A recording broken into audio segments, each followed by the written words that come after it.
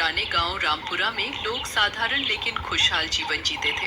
गांव के चारों ओर आम के बाग थे, लेकिन उस साल अजीब बात हुई। पूरे इलाके में आम की फसल खराब हो गई। लोग हैरान थे कि ऐसा पहले कभी नहीं हुआ।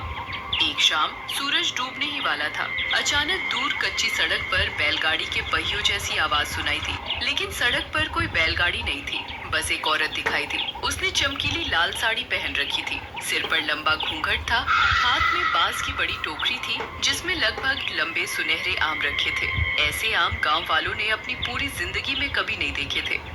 मीठे आम ले लो, जादुई मीठे आम, इतने बड़े आम फिर कभी नहीं मिलेंगे। अरे भाइयों, मैंने अपनी जिंदगी में इतने बड़े आम कभी नहीं देखे। देखो तो सही। बहन, ये किस बाग के आम हैं? आसपास तो कहीं ऐसी फसल नहीं हुई। औरत ने बिना घूंघट हटाए धीमे स्वर में कहा, ये आम उस बाग के हैं जहाँ हर पेड़ साल में सिर्फ एक बार फल देता है, लेकिन जो एक बार इन आमों का स्वाद चख ले वो जिंदगी भर दूसरे आम भूल जाता है। कीमत भी ज्यादा नहीं, बस 10 रुपए एक आम। 10 रुपए? इतने बड़े आम के सिर्फ 10 रुपए? बहन, कहीं ये मजाक तो नहीं? आजकल छोटे आम भी इससे महंगे मिलते हैं। मैं व्यापार नहीं करती, बस जो मेरे बाग का फल खा ले वही मेरा असली ग्राहक बनता है। बहन, इतना बड़ा घूंघट क्यों किया है? इतनी गर्मी में तुम्हें परेशानी नहीं होती क्या? जिस दिन किसी ने मेरा चेहरा देख लिया उस दिन मेरा काम खत्म हो जाएगा, इसलिए चेहरा मत देखो, बस आम देखो। गांव वाले एक दूसरे का चेहरा देखने लगे। बात अजीब थी, लेकिन आम उससे भी ज्यादा आकर्षक थे। थोड़ी ही देर में लगभग पूरा टोकरा बिक गया। मुझे ये औरत ठीक नहीं लग रही। इतने बड़े आम, इतनी कम कीमत, और चेहरा भी नहीं दिखा रही। कुछ तो गड़बड़ है। तू तो हर बात में शक करता है। मुफ्त में भी दे देती तो शायद तू तब भी नहीं लेता। चल, कल तुझे भी खिलाऊंगा। इतना कहकर सब अपने अपने घर चले गए। रात को पूरे गांव में आम काटे गए। अजीब बात ये थी कि हर आम के अंदर गुठली बहुत छोटी थी और गूदा असाधारण मीठा। लेकिन आधी रात के बाद गांव में अजीब घटनाएं शुरू हो गई। रामलाल को लगा जैसे उसके कमरे में किसी के पैरों की आहट हो रही हो। हरिया को लगा कि उसके आंगन में कोई धीरे धीरे आम चबा रहा है। सुबह सभी लोग फिर चौपाल पर मिले। मुझे पूरी रात नींद नहीं आई।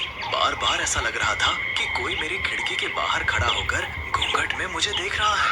मेरे घर में भी यही हुआ। मुझे लगा कोई औरत धीरे धीरे हंस रही है, लेकिन बाहर कोई नहीं मिला। मुझे तो बस अजीब सपना आया। मैं किसी बहुत बड़े आम के बाग में घूम रहा था। हर पेड़ पर 1-1 फुट लंबे आम लगे थे और उन सबके पीछे वही लाल साड़ी वाली औरत खड़ी थी। गोपाल सबकी बातें ध्यान से सुन रहा था। तुम सबने वो आम खाया था? सबने एक साथ सिर हिला दिया।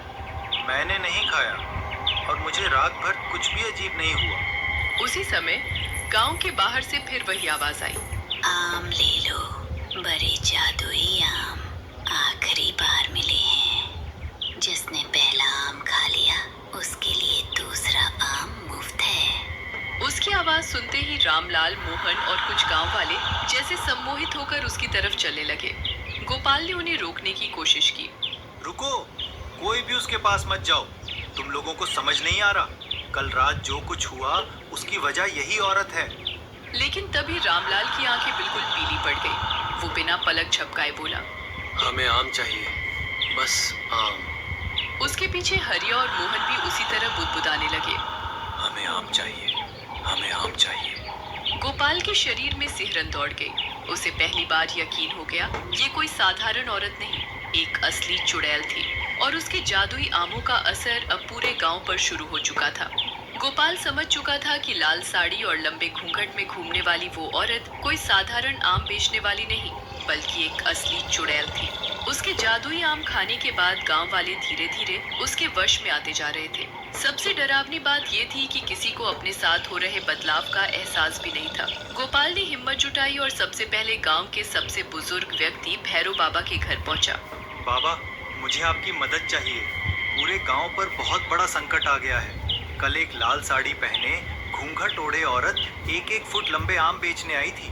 जिसने भी आम खाया वो आज उसी के पीछे खिंचा चला जा रहा है। रात भर सबको अजीब सपने आए, घरों में रहस्यमयी आवाजें सुनाई दी, और अब लोग उसकी बातों में ऐसे फंस रहे हैं जैसे उनकी अपनी इच्छा ही खत्म हो गई हो। मुझे डर है कि अगर आज उसे नहीं रोका गया तो पूरा गांव उसके जादू में फंस जाएगा।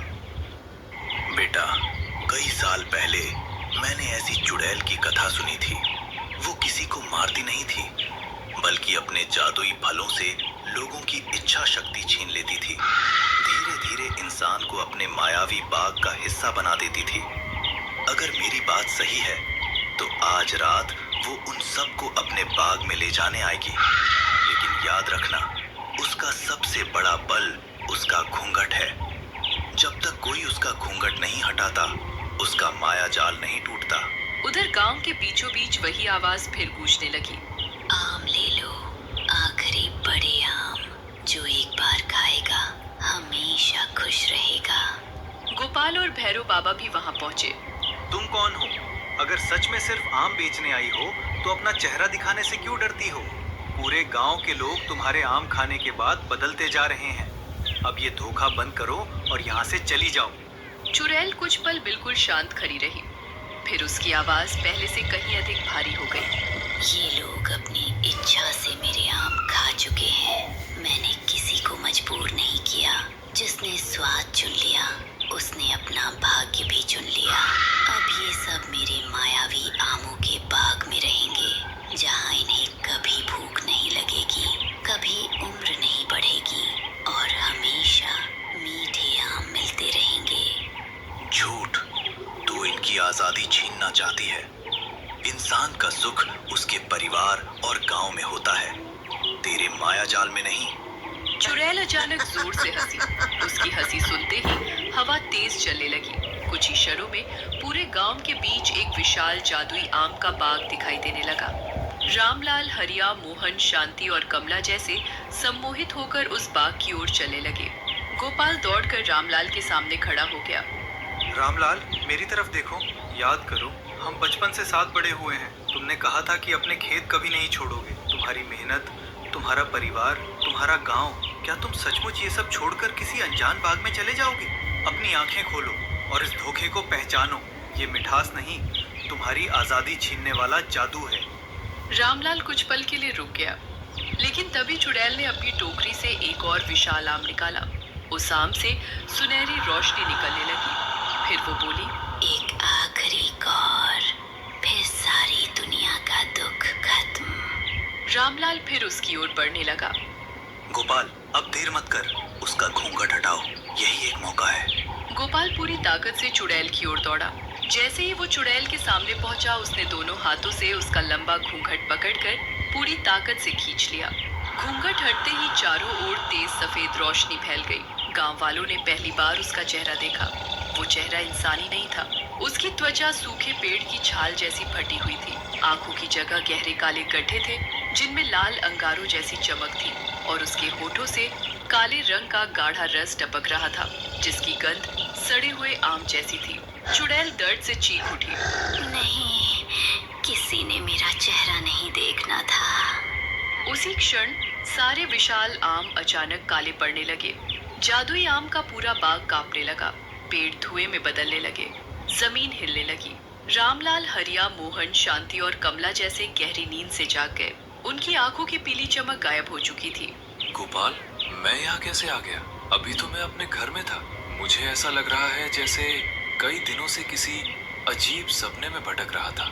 मुझे सिर्फ इतने बड़े आम याद हैं और फिर सब कुछ धुंधला हो गया था। मुझे सिर्फ इतने बड़े आम याद हैं और फिर सब कुछ धुंधला हो गया। मुझे भी यही लग रहा है। उस औरत की आवाज बार बार कानों में गूंज रही थी। अब समझ आया कि वो हमें अपने जादू में फंसा रही थी। चुड़ैल पीछे हटने लगी। अब उसकी शक्ति लगभग समाप्त हो चुकी थी। तुमने मेरा माया जाल तोड़ दिया, लेकिन याद रखना, लालच हमेशा मुझे फिर जन्म देगा। जहाँ लोग बिना सोचे समझे किसी असंभव चीज पर विश्वास करेंगे, मैं फिर लौट आऊंगी। इतना कहकर उसका शरीर काले धुएं में बदल गया। कुछ ही सेकंड में वो धुआं भी हवा में विलीन हो गया। जैसे ही चुड़ैल गायब हुई, पूरा जादुई आम का बाग भी गायब हो गया। गांव फिर पहले जैसा दिखाई देने लगा। जहां कुछ क्षण पहले सैकड़ों विशाल पेड़ खड़े थे, वहां अब सिर्फ खाली मैदान था। जमीन पर पड़े सारे बड़े बड़े आम भी गायब हो चुके थे।